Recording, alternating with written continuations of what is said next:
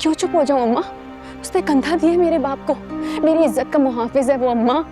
लाई थी मैं अपने बाप की लाश को इज्जत पर।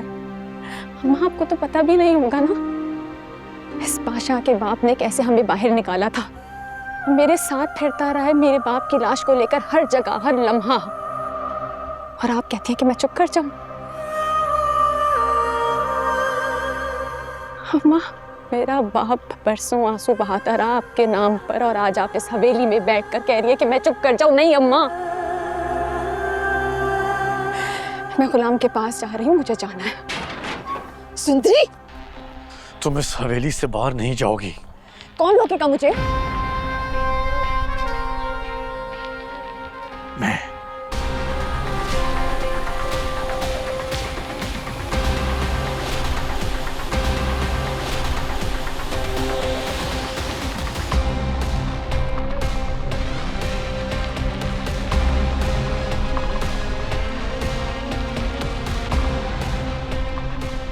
गुलाम नहीं बचेगा, मैं मारूंगा उसे।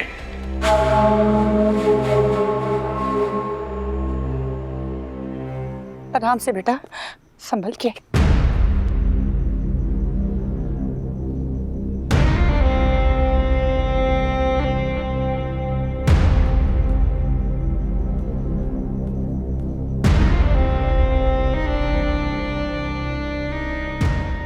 और अगर आपने उसको मेरे बारे में बताया तो मैं आपसे शादी तो नहीं करूंगी, लेकिन आपको कभी दिखूंगी भी नहीं, समझे? मुझे वो कभी भी अच्छा नहीं लगा, मुझे उसके साथ नहीं बांटना। चाहो तो मेरे टुकड़े करके किसी दरबार पर बांट दो।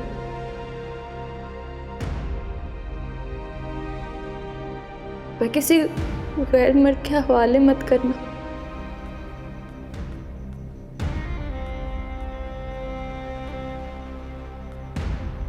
बेटा पानी। मुझे नहीं पीना पानी। सुंदरी को बुला ले, उसको बोल बस हम चलते हैं, ये घर छोड़ के हमें जाना है, हमें नहीं रहना है। बेटा हवेली में अब हम नहीं जा सकते, पाबंदी लग गई है। अम्मा, सुंदरी को कुछ भी करके यहाँ बुला ले, हमने वैसे भी ये घर छोड़ के जाना था ना, हमें नहीं रहना, बस बहुत हो गई, बहुत बर्दाश्त कर लिया। सुंदरी को बुला ले। देख मेरा बच्चा, सुंदरी अगर तेरी है ना तो तेरे पास आ जाएगी, लेकिन अभी हम यहाँ नहीं रह सकते, तेरी जान को खतरा है। चल यहाँ से। मर जाने दे मुझे, मर जाने दे, मर जाऊंगा मैं। सुंदरी को यहाँ नहीं छोड़ के जाऊंगा मैं, उतारो, लेके आऊंगा उसको। अच्छा अच्छा मेरा बच्चा, पानी। सुंदरी को बुला अम्मा। अच्छा अच्छा पानी। सुंदरी को बुला। ये क्या तमाशा जहांदार, जब आपका बेटा आपके कंट्रोल में नहीं था तो आपने इतना बड़ा तमाशा क्यों किया हमारे साथ?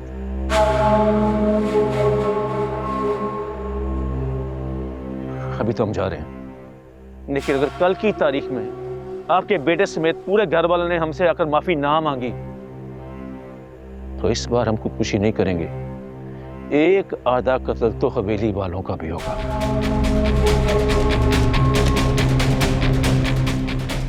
कुर्बान भाई मेरी बात सुने, मैं मना लूंगी बादशाह को, रुके तो सही, मैं मना लूंगी उसे।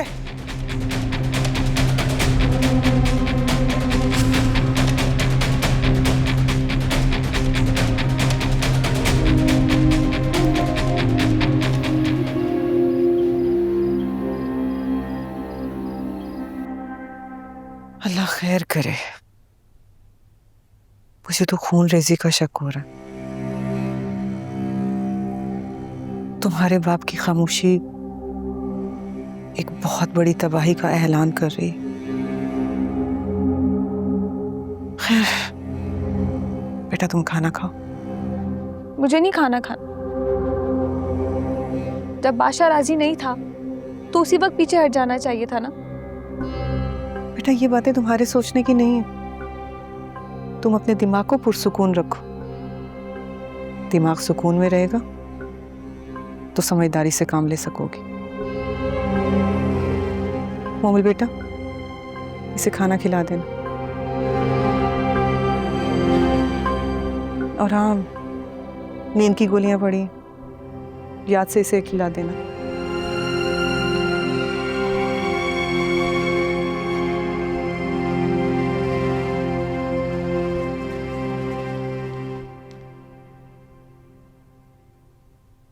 चलो जल्दी से खाना खा लो और नींद की गोली खाकर सो जाना। मेरा फोन कहाँ है? अब क्या जरूरत है उसे फोन करने की? कम से कम तब तक जब तक वो तुमसे माफी नहीं मांग लेता। मेरा क्या होगा? क्या होना है? या शादी होगी या फिर नहीं। अल्लाह ना करे।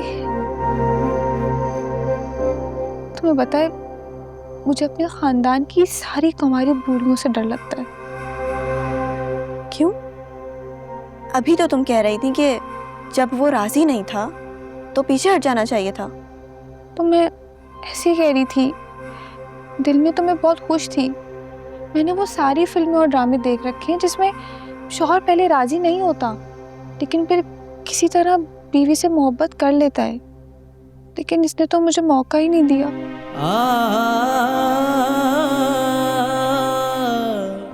नहीं बादशाह का दारी नहीं, मैं भी बस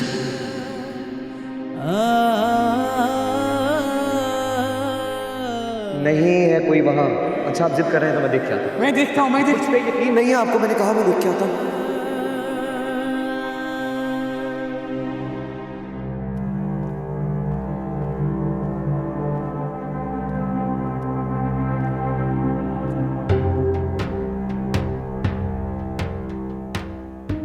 बदनामी बदनामी होती है बादशाह।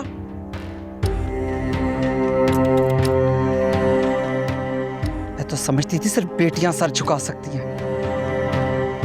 मुझे क्या पता था अगर किस्मत में सर का झुकना लिखा हो तो बेटे भी ये काम बहुत अच्छी तरह कर सकते हैं। जब सब कुछ अच्छे से चल रहा था, मेहंदी लग रही थी, सब खुश थे, फिर यकायक ऐसा क्या तूफान आया कि सब तहस नहस करके रख दिया। कर रहा था ना मैं शादी, रो रो के माना लेकिन मान गया। कर रहा था ना शादी, ये सोच के कर रहा था कि वो मुझे आइंदा नहीं मिलेगी। लेकिन आप दोनों को शायद नजर नहीं आ रहा कि किस्मत हमारे लिए कुछ और तय करके बैठी है। आपका दिया वक्त खत्म हो गया, लेकिन अम्मा पप्पू की चादर नहीं पार कर सका मैं। इसीलिए वापस आ गया कि उन्हें उनकी बेटी मिल जाएगी, और देखे हम दोनों को मिल गई।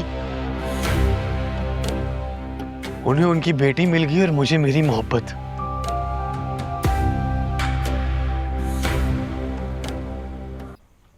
अम्मा, ऐसा सिर्फ कहानियों में होता है ना कि मुर्दे जिंदा हो जाएं?